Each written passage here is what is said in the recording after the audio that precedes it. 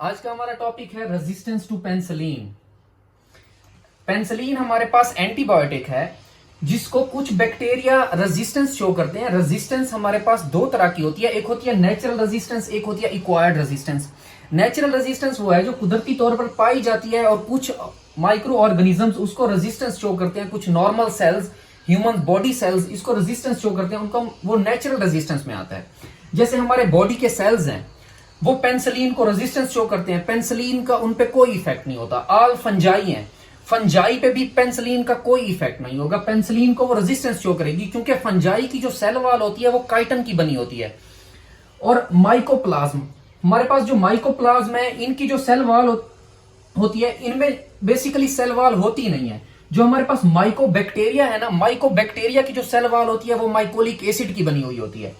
तो कुछ और हमारे पास क्लाइमेडिया है, क्लाइमेडिया को भी रेजिस्टेंस शो, क्लाइमेडिया भी रेजिस्टेंस शो करता है पेनिसिलिन को। अब हम ये देख रहे हैं कि ये माइक्रो ऑर्गेनिजम्स और कुछ नॉर्मल सेल्स पेनिसिलिन को रेजिस्टेंस शो कर रहे हैं। तो वो तमाम सेल्स जिनकी cell membrane cell wall peptidoglycan की नहीं बनी हुई ना, तो वो पेनिसिलिन को रेजिस्टेंस शो करेंगे। इसी तरह हम देखते हैं इक्वायर्ड रेजिस्टेंस। इक्वायर्ड रेजिस्टेंस में हम देखते हैं कि अब जैसे हर जानदार को ना अपनी जिंदगी प्यारी होती है, बैक्टीरिया को भी अपनी जिंदगी प्यारी है।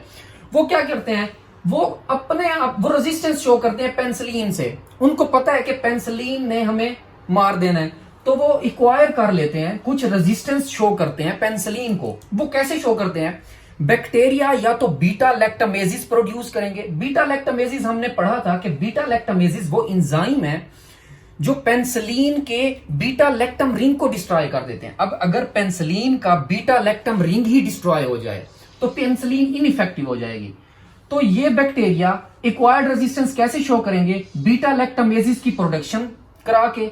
दूसरा, या तो ये जो पोरेंस हैं उनको टाइट कर लेंगे। जब बैक्टीरिया पोरेंस को टाइट कर लेते हैं, जो पेनिसिलिन की परमिएबिलिटी है वो कम हो जाती है। जब पेनिसिलिन ही इंटर नहीं होगी तो वो पेनिसिलिन बाइंडिंग प्रोटीन पे जाके अटैच नहीं होगी। जब पेनिसिलिन बाइंडिंग प्रोटीन पे अटैच नहीं होगी तो वो अपना इफेक्ट शो नहीं करेगी। तो दूसरा, ये कैसे अपने आप को रेजिस्टेंस शो करते हैं बैक्टीरिया पेनिसिलिन से, कि वो पोरेंस को टाइट कर लेते हैं।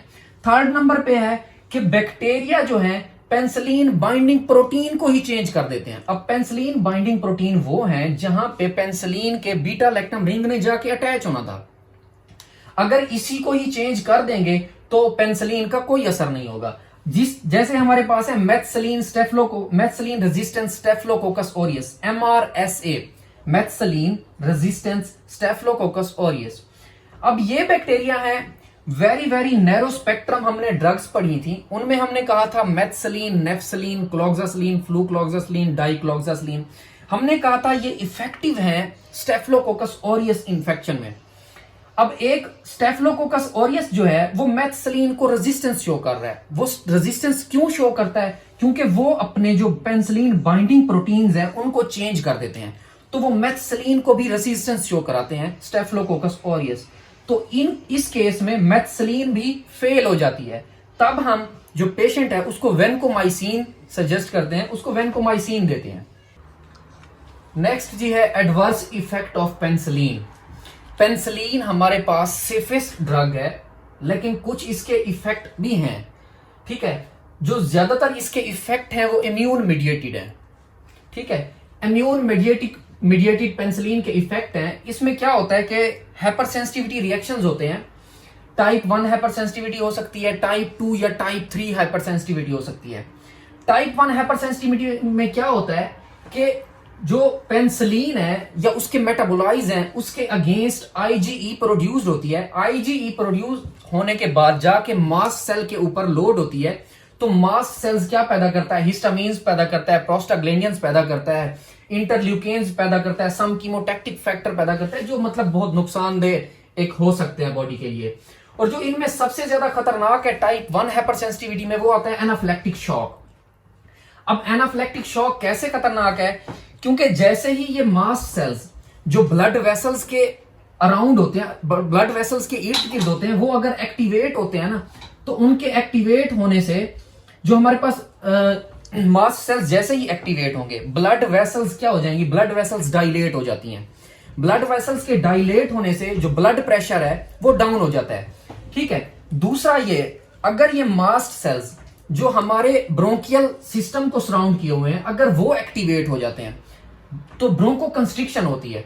ठीक है, तो ब्रीथिंग प्रॉब्लम हो सकती है और बाज दफा अब्डोमिनल रैशेस भी हो सकते हैं इस केस में, एनाफिलेक्टिक शॉक में। ठीक है, अब्डोमिनल पेन हो सकता है, स्किन के ऊपर रैशेस हो सकते हैं। तो ये खतरनाक है, लेकिन ये बहुत रेयर है। Anaphylactic shock due to penicillin बहुत रेयर है। ठीक है, टाइप 2 हाइपरसेंसिटिविटी में हम देखते हैं कि हमारे जो नॉर्मल सेल्स हैं, जैसे आरबीसी सेल्स हैं, इनके ऊपर नॉर्मल प्रोटीन्स होती हैं। तो क्या होता है, आईजीजी जो है, आईजीजी प्रोड्यूस्ड होती है, एक्टिवेट होती है, किसकी वजह से? पेनिसिलिन की वजह से। वो इन्हीं प्रोटीन्स को जो सेल के ऊपर होती हैं उनको अल्टर कर देती है, उनको चेंज कर देती है। ये जो प्रोटीन्स हैं, जब ये चेंज हो जाती हैं, हमारा इम्यून सिस्टम समझता है कि कोई एंटीजन आ गया है। ठीक है, तो वो उसके खिलाफ एंटीबॉडीज पैदा शुरू कर देता है। एंटीबॉडीज पैदा करते ही वो हमारे जो आरबीसी सेल्स हैं इनको डिस्ट्रॉय कर देता है, हीमोलाइसिस हो जाती है। हीमोलाइसिस ऑफ आरबीसीज होती है तो हीमोलिटिक अनीमिया होता है। तो टाइप 2 हाइपरसेंसिटिविटी में हीमोलिटिक अनीमिया हो सकता है। टाइप 3 हाइपरसेंसिटिविटी में क्या होता है? टाइप 3 हाइपरसेंसिटिविटी में ऐसा होता है कि कुछ आईजीजी और आईजीजीएम जो है वो सर्कुलेशन में अगेंस्ट पेनिसिलिन और उसके मेटाबोलाइज के खिलाफ पैदा हो जाती हैं, तो वो इम्यून कम्प्लेक्स बनाती हैं। वो इम्यून कम्प्लेक्स जो है वो किसी भी बॉडी के एरिया में, किसी भी हिस्से में बन सकता है। अगर वो इम्यून कम्प्लेक्स ब्लड वेसल्स में कहीं जाके बनता है तो वो वस्कुलाइटिस काज करेगा, मतलब इन्फ्लेमेशन ऑफ वेसल्स हो जाएगी। अगर वो ग्लोमेरुलर स्ट्रक्चर्स, मतलब कि किडनी के ग्लोमेरुलर स्ट्रक्चर में हो जाए तो ग्लोमेरुलोनेफ्राइटिस कराएगा, इन्फ्लेमेशन ऑफ ग्लोमेरुलस कराएगा। अगर वो इम्यून कम्प्लेक्स सिनोवियल मेम्ब्रेन में जाके कहीं सिनोवियल मेम्ब्रेन में जाके बने तो क्या होगा? तो वो पॉलीआर्थराइटिस कराएगा, मतलब इन्फ्लेमेशन ऑफ जॉइंट्स कराएगा। और बाज दफा टाइप 3 हाइपरसेंसिटिविटी में क्या होता है, एंजियोएडिमा हो जाता है पेनिसिलिन की वजह से। जो लिप्स हैं, टंग है या पेरी ऑर्बिटल है स्पेस, उसकी स्वेलिंग हो जाती है पेनिसिलिन की वजह से। ठीक है, तो टाइप 3 हाइपरसेंसिटिविटी रिएक्शंस जो है वो बहुत जल्द नहीं होता। टाइप 3 हाइपरसेंसिटिविटी रिएक्शन अप्रोक्सीमेटली कोई 7 से 12 दिन के बाद होता है, टाइप 3 हाइपरसेंसिटिविटी रिएक्शन। तो ये इमीडिएट रिएक्शंस नहीं है। ठीक है, और हम कह रहे हैं कि पेनिसिलिन के ये हो सकता है पेनिसिलिन के एडवर्स इफेक्ट में। अब वैसे पेनिसिलिन जो है प्लेसेंटा में से पास हो सकती है, लेकिन ये बेबी के लिए नुकसानदेह नहीं होती। अगर एक मदर है, अगर वो पेनिसिलिन ले रही है और वो बच्चे को फीड भी करा रही है, तो ये हो सकता है कि उसके इफेक्ट में बच्चे को डायरिया हो सकता है। ठीक है, तो इसकी वजह से डायरिया भी हो सकता है। हम देखते हैं कि जो हमारे पास एम्पिसिलिन है या अमोक्सासिलिन है, हमारे पास जो एम्पिसिलिन है वो पुअरली अब्जॉर्ब होती है जीआईटी से। एम्पिसिलिन जीआईटी से पुअरली अब्जॉर्ब होती है तो वो हमारे नॉर्मल फ्लोरा को डिस्टर्ब करती है। ठीक है, नॉर्मल फ्लोरा को जब डिस्टर्ब करेगी, जो बैक्टीरिया की ग्रोथ है वहां पे इंक्रीज हो जाती है। ठीक है, बैक्टीरिया की ग्रोथ इंक्रीज होने की वजह से वहां पे कोलाइटिस काज हो सकती है, कोलाइटिस का बायस बन सकती है ये पेनिसिलिन, इसकी वजह से। इसका एडवर्स इफेक्ट एक ये भी हो सकता है। अब हम देखते हैं कि बाज दफा एम्पिसिलिन की वजह से मैकुलोपेपुलर रैशेस हो जाते हैं। मैकुलोपेपुलर रैशेस, देखिए ये मैकुलोपेपुलर रैशेस क्या होते हैं? मैकुलोपेपुलर रैशेस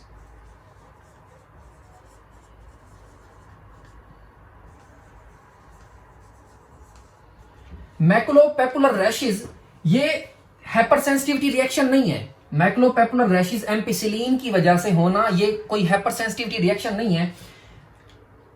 तो अगर मैकुलोपेपुलर रैशेस अगर किसी बंदे को हो जाते हैं एम्पिसिलिन की वजह से, तो हमें एम्पिसिलिन या एंटीबायोटिक को, पेनिसिलिन को कंटिन्यू रखना चाहिए और कुछ दिनों बाद ही मैकुलोपेपुलर रैशेस खत्म हो जाएंगे। मैकुलोपेपुलर, अगर एक पेशेंट है, सपोज अगर हम कह ले मिसाल के तौर पर, अगर 100 हमारे पास 100 एक पेशेंट हैं जिनको हमने एम्पिसिलिन दी और उनको जो है एप्स्टेन बार वायरस का जो है इन्फेक्शन है। एप्स्टेन बार वायरस एक वायरस है जो सलाइवा के थ्रू स्प्रेड होता है ड्यूरिंग किसिंग के दौरान सलाइवा के जरिए स्प्रेड होता है।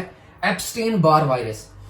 अगर एक 100 पेशेंट्स हमने कहा अगर उनको एप्स्टेन बार वायरस है और हमने उनको एम्पिसिलिन दी तो उनमें मैकुलोपेपुलर रैशेज होंगे, उन सबको मैकुलोपेपुलर रैशेज होंगे। एम्पिसिलिन हमने अगर उनको दी तो उनमें मैकुलोपेपुलर रैशेज होंगे।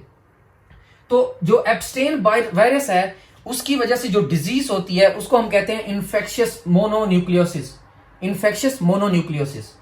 ठीक है, तो हमने आज ये देखे एडवर्स इफेक्ट ऑफ पेनिसिलिन। वैसे पेनिसिलिन कोई ज्यादा खतरनाक जो है ना हमारे पास ड्रग नहीं है, ये वैसे सेफेस्ट ड्रग में आती है, लेकिन इसके कुछ साइड इफेक्ट भी हैं।